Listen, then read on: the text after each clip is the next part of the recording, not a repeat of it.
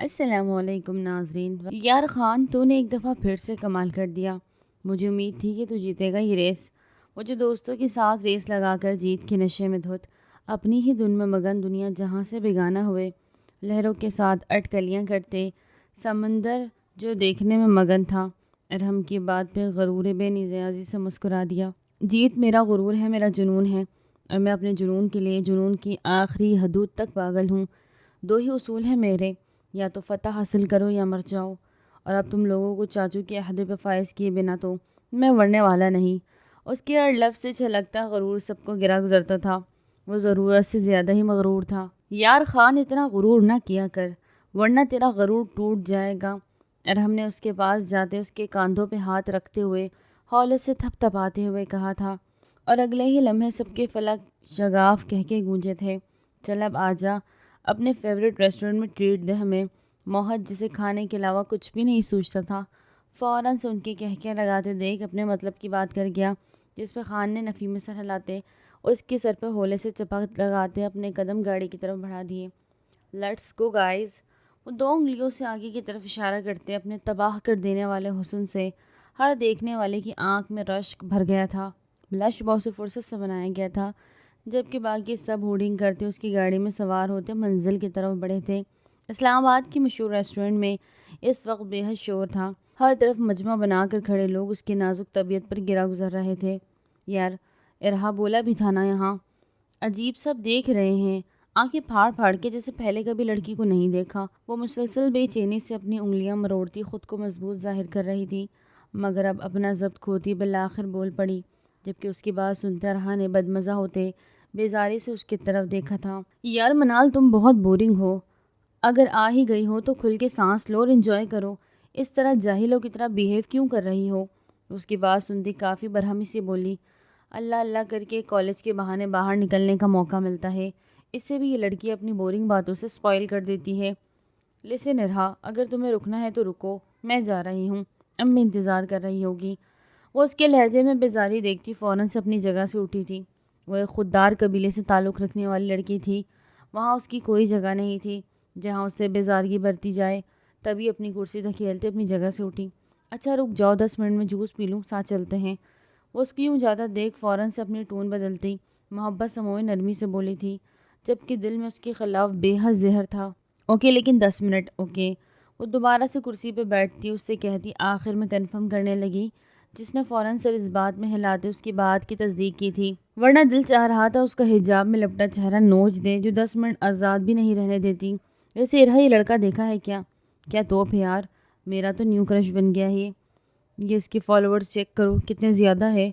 وہ ابھی مزید کوئی گفتگو کرتی کہ سارا کی آواز پہ اس کی طرف پلٹی، جو موبائل پہ موجود کسی شخص کو دیکھتی بے حد ایکسائٹڈ تھی. اس کے موبائل کی اسکرین پر ایک سرسری سے نظر ڈالتے وہ اپنی آنکھیں موڑ گئی. اسے سخت زہر لگتا تھا کسی کو سرچ کر کے دیکھ کر اس پہ تبصرے کرنا، جبکہ ارہا باقاعدہ اس کے ہاتھ سے موبائل چھینتی حیرت کی زیادتی سے اس پکچر کو دیکھتی جا رہی تھی، جہاں ایک لڑکا گاڑی کی فرنٹ سیٹ پر بیٹھا سگریٹ سلگا رہا تھا، جبکہ اس کی نظر اور ہاتھ پہ اپنی سگریٹ کی گرد حصار بناتے کہیں وہ بجھ نہ جائے. اس پکچر سے اور کسی کا نہ صحیح مگر ارہا کا دل پسلیاں توڑتا باہر آ رہا تھا. یار یہ کتنا ڈیشنگ ہے، اف یار میرا دل آ گیا اس پہ. پلیز مجھے مل جائے، پلیز بس ایک دفعہ، اللہ جی پلیز ایک دفعہ یہ بندہ مل جائے مجھے. اس کو دیکھ کر پاگل ہوتی بولتی چلی گئی، جبکہ وہ سب کی سپیڈ دیکھ کر رہ گئے تھے. یہ ان کے لیے پہلی بار نہیں تھا، مگر وہ پہلی بار کسی شخص کے لیے یوں ایک ہی نظر میں اس حد تک پاگل ہوئی تھی. بس کر جاؤ ارہا، ہر دوسرے بندے پہ تمہارا دل آ جاتا ہے. کل تمہیں 7 والوں کا رئیس چاہیے تھا، صبح تمہیں یونی کا شازل چاہیے تھا، سب تمہیں ہی چاہیے. اس کی نوٹنکی سمجھتی منال بے حد سنجیدگی سے بولتی اس کا چہرہ اہانت سے لال کر گئی. اسے سخت چبھی تھی یہ بات، ہر دوسرے بندے پہ تمہارا دل آ جاتا ہے، میرا دل آ بھی جائے گا تو تمہارا کیا مسئلہ ہے؟ کیا تمہیں جیلسی فیل ہو رہی ہے کہ سب مجھ سے امپریس ہوتے ہیں، میری تعریف کرتے ہیں اور تمہیں کوئی پوچھتا نہیں؟ اسی لیے کرتی ہوں نا یہ سب. اس کی بات سنتی کرسی سے اٹھتی بہت غصے میں اپنے دونوں ہاتھ ٹیبل پہ مارتی بہت غصے سے بولی. اس کی بات میں منال ایک لمحے کو چپ ہوئی تھی، مگر اگلے ہی لمحے اس کی دلکش آواز پورے ریسٹورنٹ میں گونجی تھی، کیونکہ ارہا کے ہاتھ مارنے پہ سب اس کی طرف متوجہ ہو چکے تھے. دل جو آ رہا ہے تمہارا ہر کسی پہ، تو ارہا میری مانو نکال پھینکو. اور رہی دوسری بات، وہ اپنی ٹانگ پہ ٹانگ رکھتی اپنی پوش کرسی کے ٹیک سے لگاتی اپنے سینے پہ دونوں ہاتھ باندھی کافی اکڑ کے ساتھ بولی، جسے تم تعریف سمجھتی ہو ایسی بےعزتی پہ منال ملک تھوکے بھی نہ۔ ان لوگوں کے 2 لفظوں پہ خود کو بیوقوف بناتے ہوئے ترانے سے اچھا ہے میں خود کو کور کیے اپنی نظروں میں سرخرو ہو جاؤں۔ وہ کرسی کی پشت سے بنا ٹیک ہٹائے آگ لگاتے لہجے میں بولتی، اس کا پارا ہائی کر گئی، تم حد سے پھر رہی ہو منال۔ اب کی بار وہ کچھ نہ کچھ سوچتے آنکھیں میچ کے کھولتی، اپنی انگلی اٹھا کے تنبیہ لہجے میں بولی تھی، تم نے مجھے مجبور کیا ہے، ورنہ ہر چیز حد میں ہی اچھی لگتی ہے مجھے۔ وہ سر ہلا کے بولتی وہاں سے اٹھتی واش روم کی طرف بڑھنے لگی۔ اس کا سر فل درد کر رہا تھا، مگر اس ریسٹورنٹ کا شور برداشت سے باہر تھا۔ تب بھی منہ دھونے کے لیے واش روم والی جانب جاتی ارہا کو سلگا گئی، ارہا وہ دیکھو کون آیا ہے، ارہا او مائے۔ ارہا جو ابھی تک اس جگہ کو گھور رہی تھی جہاں سے منال غائب ہوئی، سارا کی آواز پہ نہ سمجھی سے داخلی دروازے کی طرف پلٹی۔ جب وہاں سے داخل ہوتے شخص کو دیکھ کے اس کی آنکھیں حیرت سے پھٹی۔ او واٹ! وہ تقریباً چیخیں تھیں، یا اللہ یہ یہاں، او مائی گاڈ! سارا میں کوئی خواب تو نہیں دیکھ رہی؟ اوف میرا میک اپ دیکھو ٹھیک تو ہے نا؟ جلدی سے اپنا بیگ کھولتی اپنا میک اپ ٹھیک کرنے کے ساتھ ساتھ سارا سے رائے لینے گئی، جبکہ سب اس کی پھرتی پہ سر جھٹک گئے۔ پھر ان سب سے بے نیاز وہ اپنے غرور میں چور ایک شاندار چال چلتا کہیں دل دھڑکا گیا تھا، جبکہ ان کی طرف نہ دیکھ کر وہ ہزاروں ہی دل کو توڑ گیا تھا، اور یہ اس کا مشغلہ تھا۔ دل توڑنا تو اس کا پسندیدہ کام تھا، جسے وہ ہر روز بڑی فرصت سے کرتا تھا۔ بنا کوئی بات کیے، بنا کوئی سوال کیے وہ اس ٹیبل کی طرف بڑھنے لگا جہاں ارہا وغیرہ بیٹھی تھی۔ یار او مائی گاڈ، یہ تو اسی طرف آ رہا ہے، اف کیا میں اسے پسند آ گئی؟ ارہا خود پسندی کی انتہا پہ پہنچی، خوشی سے پاگل ہونے کے در پہ تھی کہ جب سارا اس کی بات پہ منہ کے زاویے بگاڑتی خود کو بھی درست کرنے لگی۔ Stand up girls! وہ بنا کوئی بات کیے، بنا کسی کے تعارف یا جملے کے صرف 3 الفاظ بولا، جبکہ اس کے لہجے پہ ان سب کا رنگ فک ہوا۔ وائے؟ ارہا نے ہمت کرتے ہچکچاتے سوال کیا۔ وجہ بس اس سے بات بڑھانا تھا، ورنہ وہ سیٹ سے تو کیا دنیا سے بھی اٹھ جاتی۔ ایک دفعہ وہ کہتا تو صحیح، کیونکہ مس یہ ہماری ٹیبل ہے اور ہم یہیں بیٹھتے ہیں، آپ کوئی اور دیکھیں۔ اب کی بار جواب براہم کی طرف سے آیا تھا، جس پہ ارہا نے کھا جانے والی نظروں سے اسے دیکھا، جسے کہہ رہی ہو۔ پوچھا، نہیں اگر آپ کی ٹیبل ہے تو ابھی اس پہ ہماری ملکیت ہے، اس لیے فی الحال تو نہیں، مگر ہمارے جانے کے بعد آپ یہاں بیٹھ سکتے ہیں۔ اس سے پہلے کوئی کچھ کہتا، پیچھے سے ایک معصوم نسوانی آواز پہ سب پلٹے تھے، اور ان پلٹے ہوئے لوگوں میں سب سے پہلا منہاج خان شمار ہوتا تھا۔ وہ اس آواز پر خود کو پلٹنے سے روک نہ پایا تھا، تبھی ایک جھٹکے پہ پلٹنے سے اوپر سے نیچے تک ایکس رے کرتی نگاہوں سے دیکھنے لگا، جو بلیک اسکارف کے ساتھ مرون گاؤن زیبتن کے کافی پیاری لگ رہی تھی۔ جبکہ اس کے بولنے پہ ارہا نے آنکھ برساتی نظروں سے اس کی طرف دیکھا، وہ پل میں سب کی توجہ اپنی طرف کھینچ کے گئی تھی۔ ارہا کا دل چاہا اس کو جان سے مار دے، جو ہر جگہ اپنی ٹانگ اڑا دیتی ہے، اور اگر میں ٹیبل سے نہ ہلوں تو۔ اس کی بات سنتے منہاج خان اپنی جینز کی پاکٹ میں دونوں ہاتھ کو ڈال کر ٹیبل کی نوک سے ٹیک لگاتے کافی مغرورانہ انداز میں بولا تھا، تو پھر میں یہ سمجھوں گی کہ آپ ایک پڑھے لکھے جاہل ہیں جنہیں لڑکیوں کی رسپیکٹ کرنا نہیں آتی، لیکن ایکچولی آپ کا قصور نہیں، تربیت کی بات ہوتی ہے، کسی کی اچھی ہوتی ہے تو کسی کی گھٹیا۔ وہ بولی نہیں تھی بلکہ پھنکاری تھی۔ پہلے ارہا نے دماغ گھمایا اور اب یہ، آج کا تو دن ہی خراب تھا۔ وہ سر جھٹک کر سوچتی اپنی چیئر کی طرف بڑھنے لگی، جب منہاج خان اس چیئر کو پاؤں سے اپنی طرف کرتا ایک جسم اس پہ بیٹھا تھا۔ جاہل ہوں میں تو تمہیں اپنے جاہل ہونے کا پورا ثبوت دیتا ہوں نا ڈارلنگ۔ ارہم، اسامہ، نوفل، پکڑو انہیں اور بازو سے پکڑ کر ریسٹورنٹ کے دروازے سے دھکے دیتے نکال کر آنا۔ وہ بولا نہیں تھا، دھاڑا تھا۔ مقابل کے الفاظ اس کے روح پر تازیانے کے مانند لگے۔ کیا کہ یاد نہیں آیا؟ خان ارہم نے احتجاجاً کچھ کہنا چاہا، جب وہ ایک دفعہ پھر سے دہاڑا۔ سنا نہیں کیا تم نے؟ ان کو اس ریسٹورنٹ سے باہر نکالو ورنہ۔ اب کی بار ٹیبل سے چیزیں اٹھا کر زمین پہ مارتا جنونی ہونے لگا۔ دیکھیے مس، آپ سب یہاں۔ اس سے پہلے ارہم انہیں یہاں سے بھیجتا وہ پھر سے واس اٹھا کر مارتا ایک لفظ چبا کر بولا، ان کو خود باہر نکال کر آؤ ارہم۔ اس کے ہر لفظ سے وحشت ٹپک رہی تھی۔ خان، وہ لڑکیاں۔ اس سے پہلے وہ اپنی بات مکمل کرتا، منہاج کھڑے ہوتے پاس کھڑی منال کو نوفل کی طرف دھکا دیا تھا، اس پاک وجود کو اس ریسٹورنٹ سے باہر پھینک کر آؤ جس کی تربیت اعلیٰ پیمانے پہ ہوئی ہے۔ یہاں صرف گھٹیا پیمانے کی تربیت والے ہی کھانا نوش فرما سکتے ہیں۔ اس سے پہلے منال نوفل کے ساتھ لگتی وہ اسے چھو پاتا، منہاج خان اسے واپس ایک جھٹکے میں خود کی طرف کھینچ گیا۔ یہ عمل بے اختیارانہ تھا، نہ جانے کیوں، لیکن اسے اچھا نہیں لگا کہ اس لڑکی کو نوفل چھوئے، تبھی اپنی طرف کھینچتا، بنا ایک ہاتھ اس کی کمر پہ ٹکاتا جبکہ دوسرے ہاتھ سے اس کے دونوں ہاتھ قابو کرتا، اس کے کان کے قریب جھکا تھا۔ لیٹس سی بیبی، میں تمہارے ساتھ کیا کرتا ہوں۔ بڑا شوق ہے نا لوگوں کو تربیت پہ باتیں کرنا۔ 9 مہینے کے اندر تمہیں اس عہدے پہ فائز کرنے کے بعد تمہاری تربیت دیکھیں گے مناز خان کی، تم کتنی اعلیٰ پیمانے کی تربیت کرو گی ہماری اولاد کی۔ وہ اس کی کان کے قریب سرگوشی نما آواز میں بولا نہیں غرایا تھا، جبکہ اس کی غراہٹ اور لفظوں پہ منال ملک ساکت پڑی تھی۔ یہ کیا کہہ رہا تھا وہ؟ کیا وہ ہوش میں تھا جو اس طرح کی گفتگو کر رہا تھا؟ اس کی بے باک گفتگو پہ وہ سرخ ہوتی رنگت کے ساتھ بے حد تیزی سے مزاحمت کرتی اس کا غصہ دلا گئی۔ 1 ہفتے مائی گرل، 1 ہفتے۔ اس 1 ہفتے کے بعد یہی مزاحمت تمہیں میرے دہکتے لمس کی تپش سے بچنے کے لیے کرنا پڑے گا، لیکن اس وقت میں رحم نہیں کھاؤں گا کیونکہ تربیت بھی تو دیکھنی ہے نا۔ وہ شاید دنیا کا پہلا مرد تھا جس نے اس لڑکی سے پہلی ملاقات میں ہی شادی کا فیصلہ کیا تھا، جس نے اس کی تربیت پہ انگلی اٹھائی تھی صرف یہ دیکھنے کے لیے کہ وہ اپنی اولاد کی تربیت کتنے اعلیٰ پیمانے پہ کرتی ہے، جبکہ اس کے لفظوں پہ منال ملک اسے دیکھ کے رہ گئی۔ کیا وہ پاگل تھا؟ وہ بس سوچ ہی سکی، مگر کوئی جواب نہ ملتے دیکھ وہ ایک جھٹکے سے خود کو اس کے حصار سے چھڑا گئی، جبکہ رہا کوئی سب دیکھے مارے غصے سے برا حال تھا۔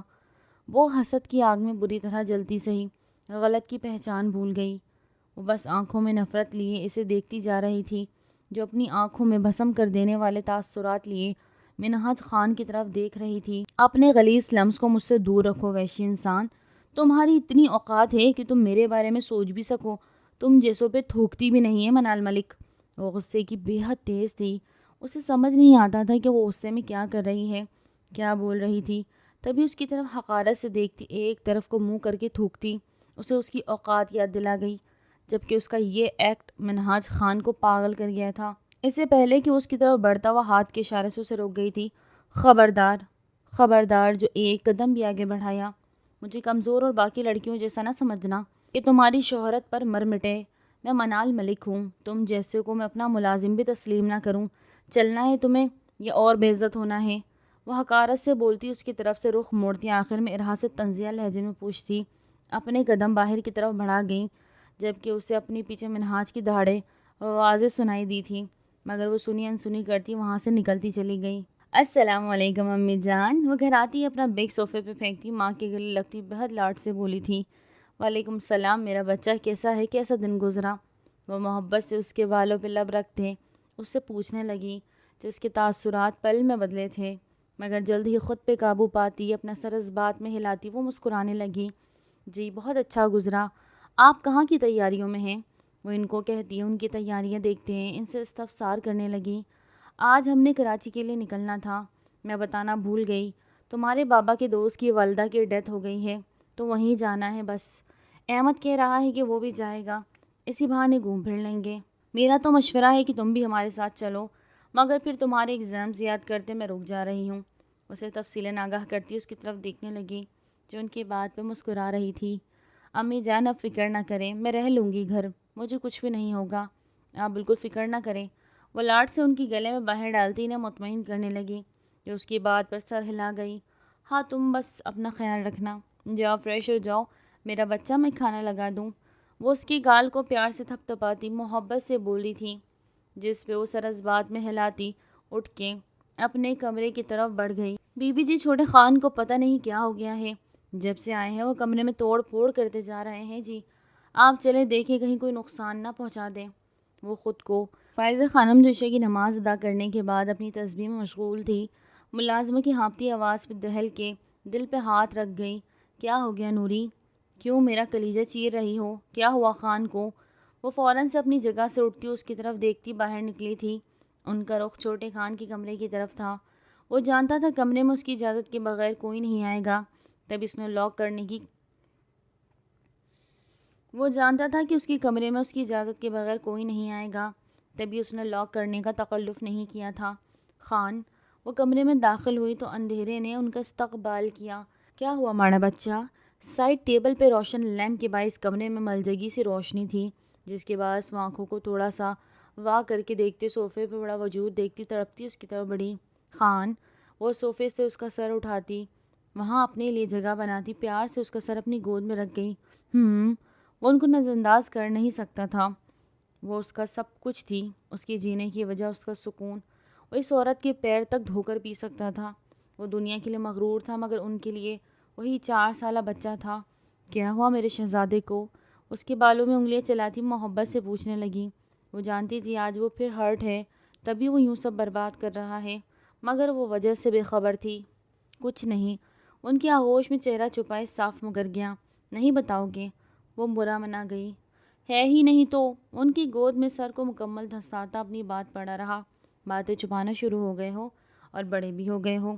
بیوی لے آؤں کب تک؟ میری گود میں سر چھپا کے سونے کا ارادہ ہے؟ تمہارا 32 کے تو ہو گئے ہو، اور کتنا بڑا ہونا؟ وہ اس کے سر کو جھک کر چومتی، اس سے شکوہ کرتی، آخر میں شرارتی لہجہ اپنا گئی۔ جب ان کی بات پہ ایک پر نور چہرہ منہاج کے سامنے لہرایا، وہ پٹ سے آنکھیں کھول گیا۔ کیا ہوا؟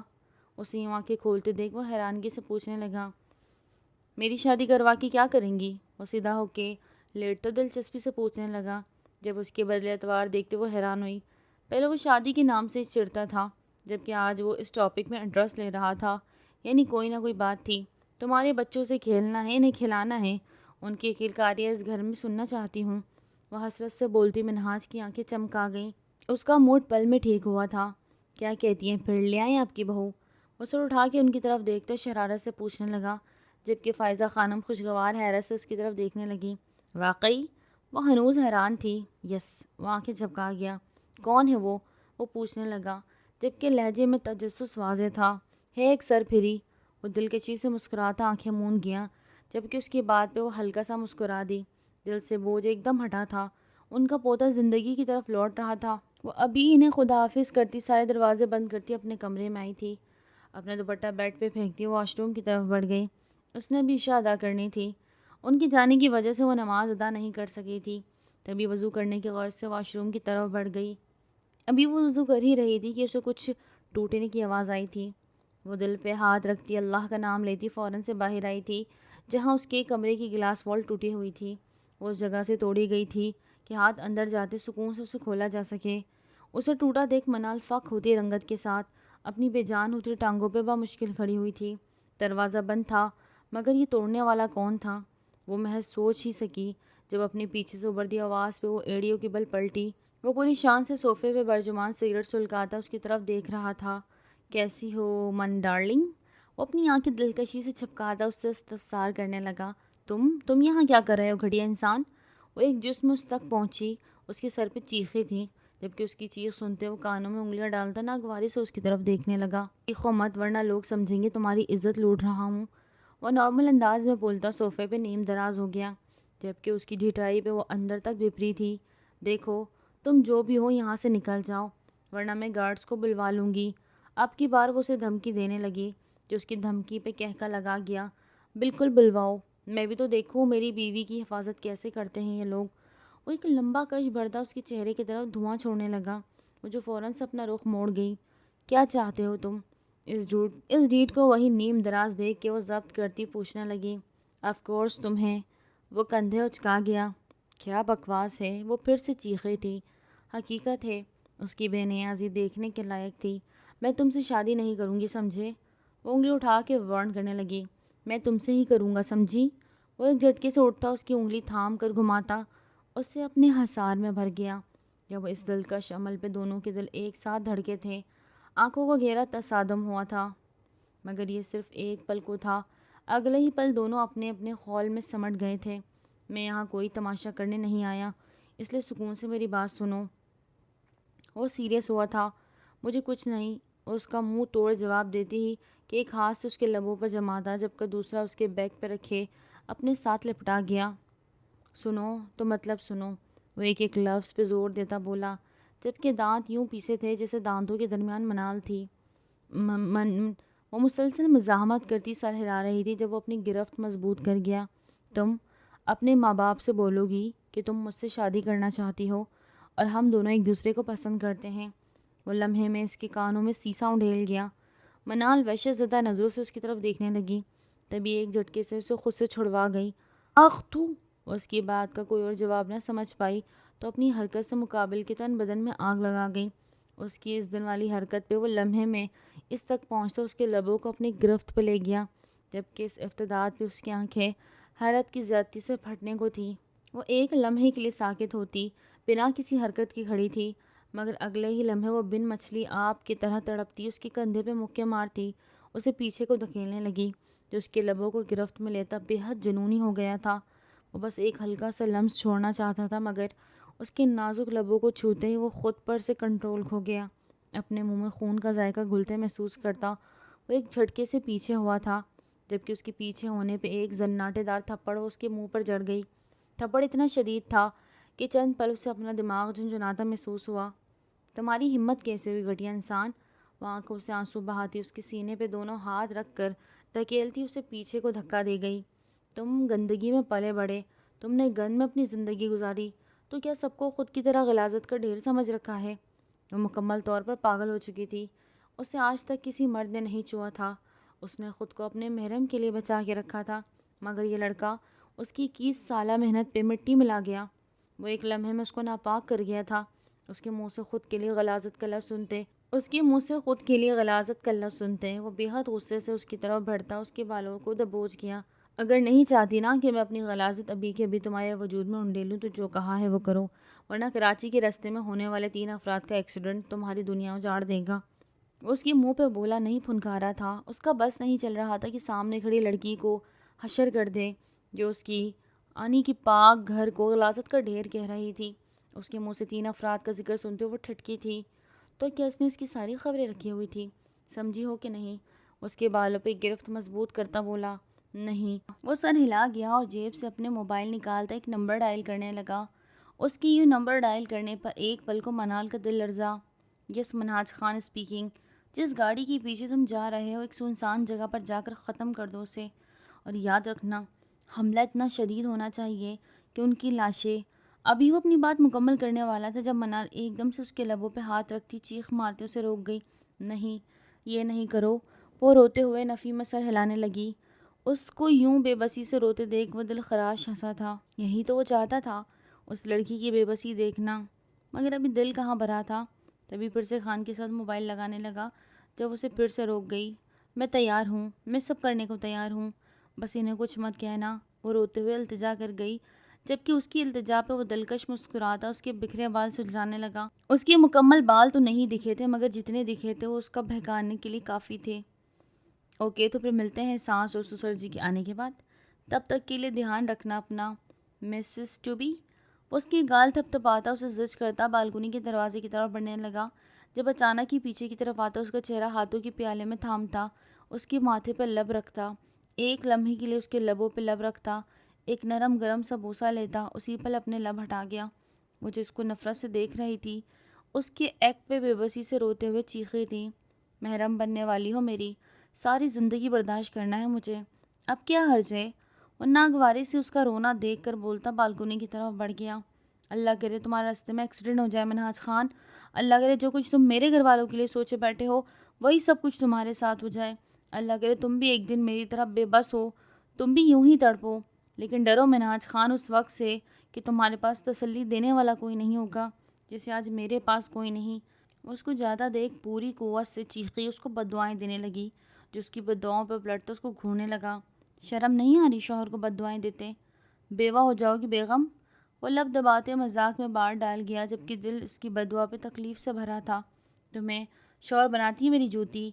وہ جذباتی ہوتی انکار کر گئی، جبکہ اگلے ہی لمحے اپنے لب دبا گئی۔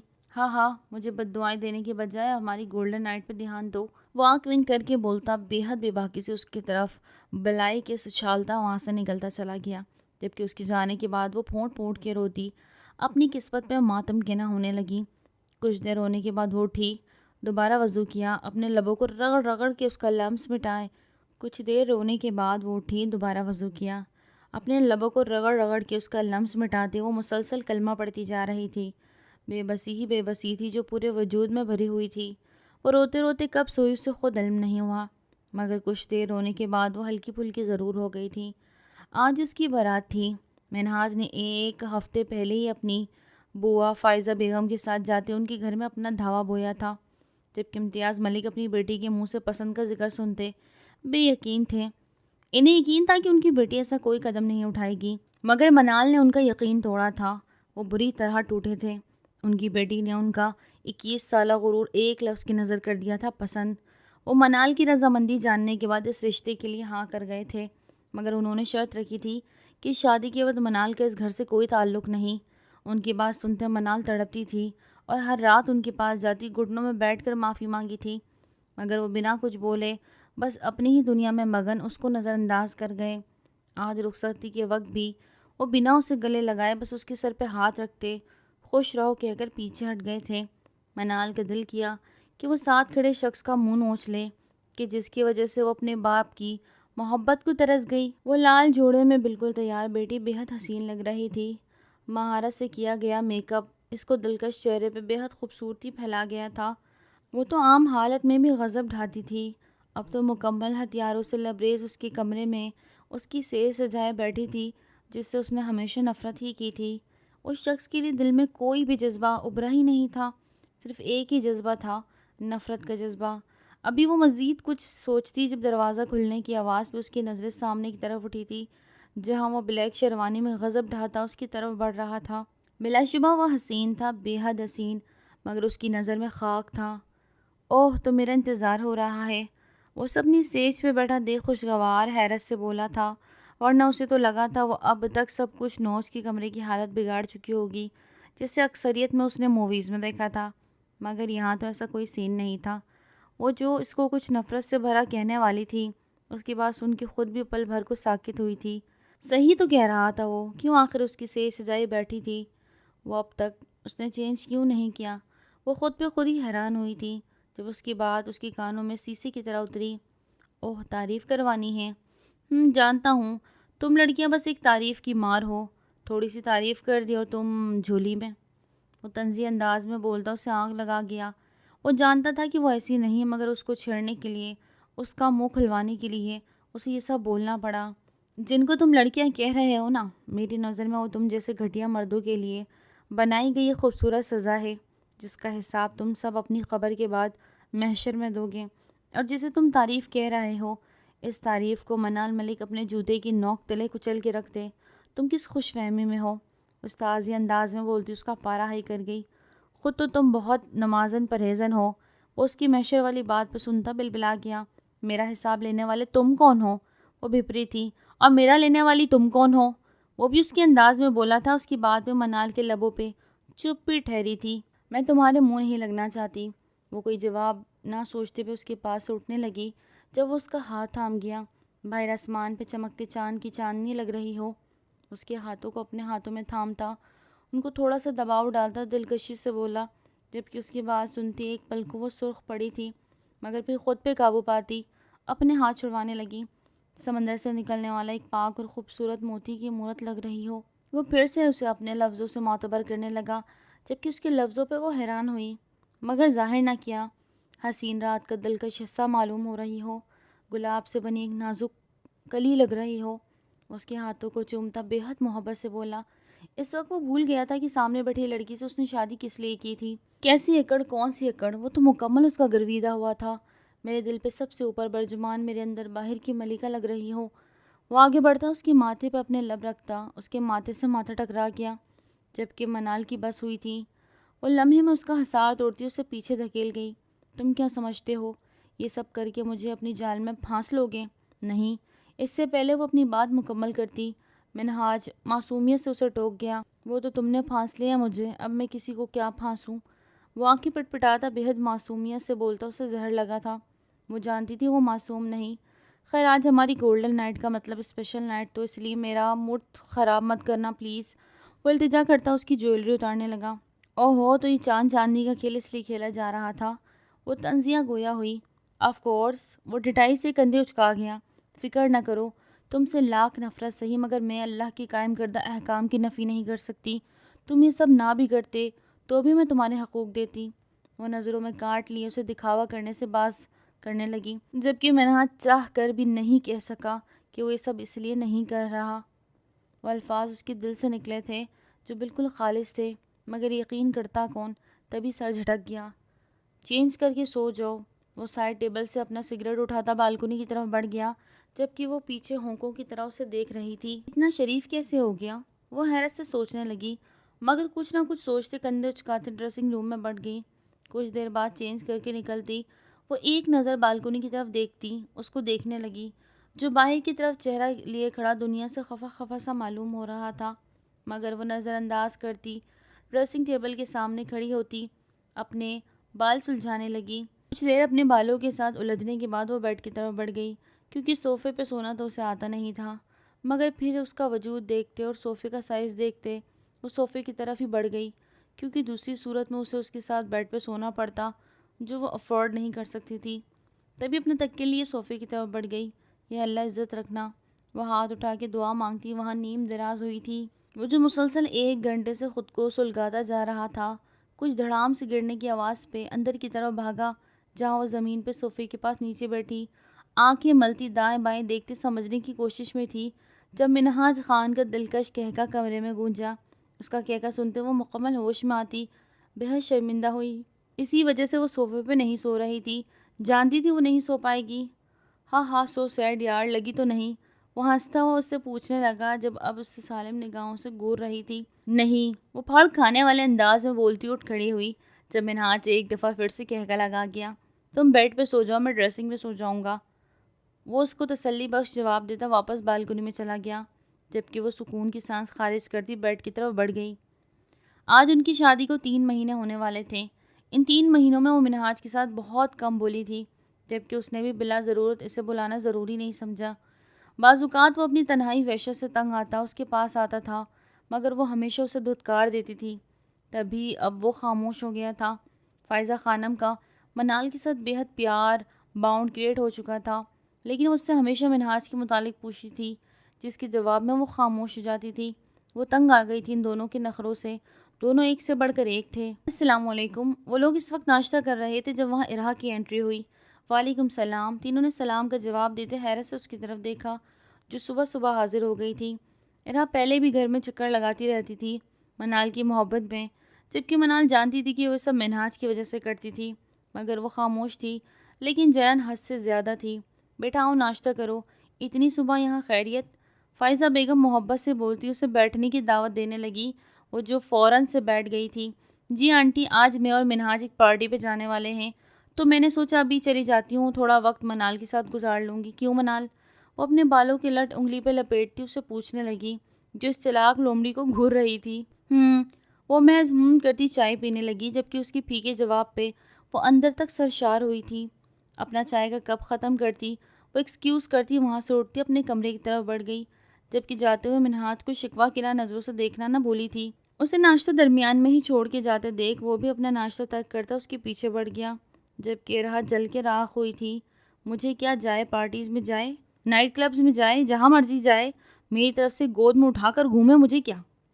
وہ وارڈروب سے اپنا ڈریس نکالتی ساتھ ساتھ غصے سے بڑبڑا رہی تھی، جبکہ اس کے بڑبڑانے پہ وہ اپنی ہنسی ضبط کرتا اسے اچھلنے پہ مجبور کر گیا۔ واقعی اٹھا لوں گود میں؟ اپنے پیچھے اس کی آواز سنتے وہ اچھلی تھی، فوراً سے پہلے پلٹتی وہ اس کی طرف دیکھنے لگی، جو دروازے سے ٹیک لگائے کھڑا بے حد دلکش لگ رہا تھا۔ اس کی بات سنتی وہ لب دانتوں تلے دبا گئی۔ کیا وہ سن چکا تھا؟ وہ شرمندہ ہوئی، گالوں پہ لال بے ساختی چھائی تھی۔ کیا کہا میں نے؟ وہ ہڑبڑاتی اس سے پوچھنے لگی، جسے جاننا چاہ رہی ہو کہ اس نے کیا سنا۔ وہی جو تم نے کہا۔ وہ اس کی طرف قدم اٹھاتا دلکشی سے بولا، لبوں پہ مسکان واضح تھی۔ میں نے تو کچھ نہیں کہا۔ وہ صاف مکر گئی، اس کو اپنی طرف لمحہ بہ لمحہ قدم بڑھاتے محسوس کرتی وہ اپنی قدم پیچھے لینے لگی۔ جب اپنے پیچھے الماری محسوس کرتی اس کی رنگت فق ہوئی، اس کی اڑتی رنگت دیکھتے وہ ہنستے ہوئے اس کے بالکل قریب ہوتا اس کے کان کے قریب جھکا تھا۔ تم سے پہلے میں بہت لوگوں کے ساتھ رہ چکا ہوں، مگر تمہاری آنکھوں کے اس تقدس کی قسم، تمہارے بعد میں صرف تمہارا ہوں۔ یہ لڑکیاں تمہارے مقابلے میں کبھی نہیں آ سکتی۔ تم میری بیوی ہو، میرا حقدار، میرے پہ مجھ سے زیادہ تمہارا حق ہے، جبکہ محض وہ ایک لڑکی۔ مجھے کوئی شوق نہیں ہے پارٹی پہ جانے کا، اگر تم کہہ دو تو میں آج سارا دن تمہارے قدموں میں گزار دوں گا، مگر شرط یہ کہ تم مجھے کہہ دو۔ اس کے اطراف دونوں ہاتھ جماتا اپنی گمبھیر آواز میں بولتا، اس کی آنکھوں میں آنسو لے آیا۔ رو تو مت۔ وہ اس کے آنسو صاف کرتا منع کر گیا۔ تم جو کہو گی وہ کروں گا، مگر باخدا ان ظالم آنکھوں سے یوں شکوہ کی نظروں سے تو نہ دیکھنا۔ وہ اس کی آنکھوں پہ محبت بھر لمس چھوڑتا التجا کر گیا، جبکہ اس کی بات پہ وہ سرخ پڑتی نظریں جھکا گئی۔ تو کیا وہ سمجھ گیا تھا؟ ایک انجانی سی خوشی ہوئی تھی، مگر ظاہر نہ کی۔ یہ شخص دن بہ دن میرے ذہن پہ سوار ہوتا جا رہا ہے۔ وہ ایک نظر اس کو دیکھتی، خود سے سوچتی، ہلکا سا مسکرا دی، جبکہ اسے مسکراتے دیکھ وہ اس کے لبوں پہ اپنے لب جما گیا۔ ایک دن دل پہ بھی سوار ہو جاؤں گا، اس کے کان میں سرگوشی کرتا وہاں اپنے لب رکھتا، پیچھے کی طرف ہوا۔ جب اس کے چہرے پہ قوس و قزح کے رنگ دیکھتا، وہ مبہوت سا ہوا تھا۔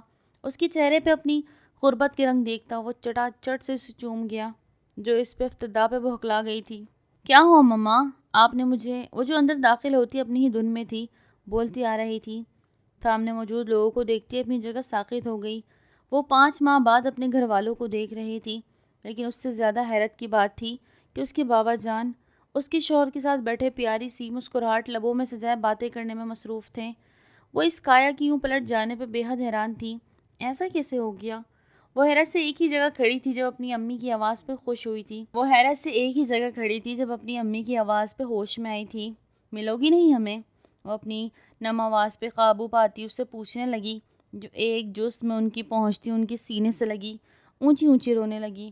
جبکہ اپنی بیگم کا یوں رونے پہ منہاج بے چینی سے پہلو بدل کے رہ گیا۔ اپنے داماد کی بے چینی پہ امتیاز ملک گہرا مسکرائے تھے۔ اپنی بیٹی کے نصیب پر رشک آیا تھا، جسے اتنا چاہنے والا شوہر ملا۔ میرے سے نہیں ملو گی؟ وہ ابھی اپنی امی سے الگ ہوتی کہ امتیاز ملک کی آواز پہ روتی ہوئی ان کی طرف بڑھی تھی، پھوٹ پھوٹ کے رونے لگی۔ اس کے رونے پہ حسرت محسوس کرتے وہ اپنی آنکھیں میچتے خود پہ ضبط کرنے لگا۔ میں نے آپ کو بہت یاد کیا بابا، وہ روتے روتے ان کے سینے پر لب رکھتی عقیدت سے بولی تھی۔ اس کے ایکٹ پہ منہاج نے سینے مسلتے یہاں وہاں دیکھا تھا۔ کبھی میرے سے تو اتنا لاڈ نہیں جتایا، وہ سوچ کے رہ گیا۔ میں نے بھی اپنی بیٹی کو بہت یاد کیا۔ امتیاز ملک اس کے حجاب پہ لب رکھتے اس کے ہاتھ چومتے بولے، جو روتی روتی خوشی سے مسکرائی، جبکہ منہاج ان دونوں باپ بیٹی کا پیار دیکھ کے رہ گیا۔ مطلب اس کی کوئی ضرورت ہی نہیں تھی۔ کچھ دیر کی خوش گپیوں کے بعد کھانے کا دور چلا اور پھر تقریباً رات 8 بجے وہ سب یہاں سے روانہ ہوئے، جبکہ منال کی خوشی اس کے چہرے سے چھلک رہی تھی۔ منہاج اس کا دمکتا چہرہ دیکھتا نہ جانے کتنی ہی بار اس کا صدقہ اتار چکا تھا۔ مما، آپ مجھے کچھ بتانے والی تھی نا منہاج کے بارے میں؟ آپ نے کہا تھا جب میرا دل ان کے لیے صاف ہو جائے گا تو آپ سے پوچھوں۔ ان کے پاس بیٹھتی ان کی بات یاد دلانے لگی۔ ہاں تو کیا تمہارا دل صاف ہو گیا؟ وہ خوشگواری سے بولی، بالکل۔ وہ فخری انداز میں گردن اکڑ کر بولتی کہہ لگا دی، جبکہ فائزہ بیگم بھی آسودگی سے مسکرا دی۔ ہاں مجھے بتانا تھا کہ منہاج میرا اصل بیٹا نہیں، بلکہ میرا تو اس کے ساتھ کوئی رشتہ ہی نہیں۔ اس کے ماں باپ کا کسی حادثے میں انتقال ہو گیا تھا اور اسے کسی دارالامان میں دے دیا گیا تھا۔ جب وہ 11 سال کا تھا تب میں اسے اپنے ساتھ لائی تھی، اور اس سے پہلے میں اس کے ساتھ دارالامان میں ہی رہتی تھی۔ اکثر اوقات کیونکہ میرے شوہر کو پسند نہیں تھا کہ میں اس کے ساتھ رہوں، اپنے شوہر کے وفات کے بعد میں منہاج کو یہاں لے آئی۔ وہ بہت ٹوٹا ہوا ہے اندر سے، باہر سے وہ سب کو سخت رکھتا ہے مگر دل کا بے حد نرم ہے۔ بس اس نے خول چڑھا رکھا ہے۔ یہ سب پہلے اس کے لیے نہیں بتایا تم اس سے ہمدردی میں کوئی رشتہ نہ جوڑو۔ اب جب تم اس سے رشتہ رکھنے کی خواہش مند ہو تو میں نے تمہیں سب بتا دیا۔ ان کی بات سنتے وہ اپنے زخمی ہوتے دل کو اٹھاتی وہاں سے نکلتی چلی گئی، جس سے وہ مغرور کہتی تھی۔ وہ تو خود ستایا ہوا تھا، غموں سے چور، جس کے پاس ماں باپ کا سایہ بھی نہیں تھا۔ اس کا دل چاہا وہ پھوٹ پھوٹ کے روئے۔ اتنی تکلیف کوئی کیسے سہ سکتا ہے؟ وہ سوچتی اپنے کمرے کی طرف بڑھ گئی، جہاں وہ بیڈ پہ نیم دراز اپنے بازو پہ کونی رکھے لیٹا تھا۔ منہاج، وہ اس کے پاس جاتی اسے پکار گئی۔ وہ بحث ہنکارا تھا۔ کیا ہوا؟ وہ پریشان ہوئی۔ کچھ نہیں، 2 لفظی جواب دیتے وہ خاموش ہو گیا۔ بتائیں نا، وہ ضد کرنے لگی۔ کچھ نہیں، تم جاؤ اپنے بابا کے پاس۔ وہ شکوہ کے انداز میں بولا۔ آپ جیلس ہو رہے ہیں؟ وہ حیرانگی سے استفسار کرنے لگی۔ نہیں، وہ صاف کر گیا۔ اچھا نا، اب نہیں کرتی نظر انداز۔ وہ بابا سے اتنے وقت بعد ملی تو سمجھ نہیں آیا۔ وہ شرمندہ ہوئی۔ وہ پھر سے ہنکارا۔ اچھا بس کر دیں اب۔ اس کو منانے کی کوشش کرنے لگی مگر وہ نہ مانا۔ تبھی اٹھتی ڈریسنگ روم کی طرف بڑھ گئی۔ اسے اپنے پاس سے اٹھتے دیکھ وہ حیرت سے آنکھیں وا کر گیا۔ کیا بس اتنا ہی منا سکتی تھی یہ؟ وہ حیرت سے سوچ کے رہ گیا۔ ابھی وہ سر جھٹکتا دوبارہ آنکھوں پہ بازو رکھے لیٹا ہی تھا کہ وہ اپنے پورے حسن سے جلوے بکھیرتی باہر نکلی۔ تیز پرفیوم کی خوشبو پہ اس نے سر اٹھا کے دیکھا، جہاں وہ ریڈ کلر کی نائٹی میں ملبوس آنکھ لگا گئی۔ وہ شارٹ سی نائٹی میں ملبوس خود میں سمٹی اس کو مبہوت کر گئی تھی۔ کیا وہ اس کے لیے تیار ہوئی تھی؟ دل پاگل ہوتا باہر نکلنے کو تھا۔ وہ ایک جس میں اس تک پہنچتا اس کی سر پہ سوار ہوا۔ کیا یہ سب میرے لیے ہے؟ وہ ہنوز حیران ہوا تھا۔ وہ سر ہلا گئی، جبکہ گالوں پہ سرخی واضح تھی۔ وہ ایک جھٹکے سے اسے لیے بیڈ کی طرف گیا۔ تم نے مجھے منانے کے لیے سب کیا ہے؟ او گاڈ آئی کانٹ بلیو، وہ خوشی کی زیادتی سے چیخا تھا۔ آپ نے بھی تو میری خوشی کی خاطر میرے بابا کے آگے خود کو جھکا گیا۔ میں آپ کے لیے اتنا نہیں کر سکتی۔ میں آج ہماری زندگی کی شروعات کرنا چاہتی ہوں، اس لیے آپ سے اپنے پچھلے ساری رویوں کی معافی چاہتی ہوں۔ وہ اس کی چہرے کو ہاتھوں کے پیالے میں بھرتی، اس کے ماتھے پہ لب رکھتی آنکھیں مون گئی، جبکہ اس کی ادا پہ وہ دل پہ ہاتھ رکھتا نثار ہوا۔ تبھی اس کے لبوں کو حراست میں لیتے اپنا آپ لمس چھوڑتا اس کے کان کے قریب جھکا۔ تم کیوں معافی مانگ رہی ہو؟ تم تو ایک نعمت ہو جو میری زندگی میں آ کر اسے سنوار گئی۔ معافی تو مجھے مانگنی چاہیے، اس لیے میں آج تم سے اپنے ہر عمل کی معافی مانگتا ہوں جس سے میں نے تمہیں تکلیف دی۔ وہ اس کی گردن میں منہ چھپاتا اداسی سے بولا۔ جب اس کی بات پہ وہ نفی میں سر ہلاتی، اس کی بیئرڈ پہ لب رکھ گئی۔ اجازت ہے؟ وہ اجازت لینے لگا، جس میں منال شرماتے اس کے سینے پہ پناہ ڈھونڈنے لگی، جبکہ اس کے یوں چھپنے پہ وہ دلکش مسکراتا اس پہ اپنی شدت لٹانے لگا، جبکہ آسمان پہ چمکتا چاند ان کے ملن کی گواہ بنتا بادلوں کی اوٹ پہ چھپا تھا۔ ناظرین، ناول کیسا لگا کامنٹ سیکشن میں ضرور بتائیے گا۔ آج کا ناول تھا یہیں تک، اب ملتے ہیں نیو ناول کے ساتھ، تب تک اپنا بہت زیادہ خیال رکھیں۔ ٹل دین ٹیک کیئر، اللہ حافظ۔